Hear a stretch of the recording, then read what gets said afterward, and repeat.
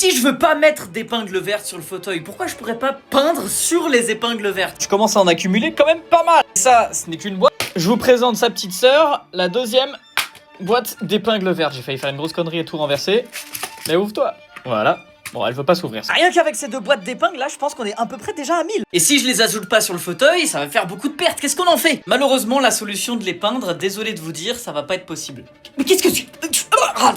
J'ai failli en ajouter une. Parce que déjà, t'es mal la taille du truc, pour les peindre, ça va être hyper compliqué. En fait, la technique pour les peindre, la plus simple, ça serait de les empiler toutes sur un carton comme ça. Voilà, tu les anilles et tu les enfonces et comme ça, il y a que la tête qui dépasse. Sauf que ça va me prendre une éternité à devoir les mettre toutes sur le carton. Et déjà que ça fait plus d'1 an qu'on est sur ce fauteuil. Alors si je dois passer du temps à les aligner une par une comme ça, toutes les peindre, ensuite attendre que ça sèche, les enlever et pour enfin les ajouter au fauteuil. Sauf que non, c'est pas fini. Le but c'est qu'on puisse s'asseoir sur le fauteuil, donc il faut que la peinture elle soit résistante. Ça voudrait donc dire que pour la peinture qui tienne, il faudrait les poncer une par une. Alors c'est mort, je vais pas les peindre, je les laisse à l'écart, exclus des autres, dans leur petite boîte. C'est pas ce qu'on va en faire pour l'instant. Si vous avez des idées de ce qu'on pourrait faire de toutes les épingles vertes, n'hésitez pas à me dire en commentaire.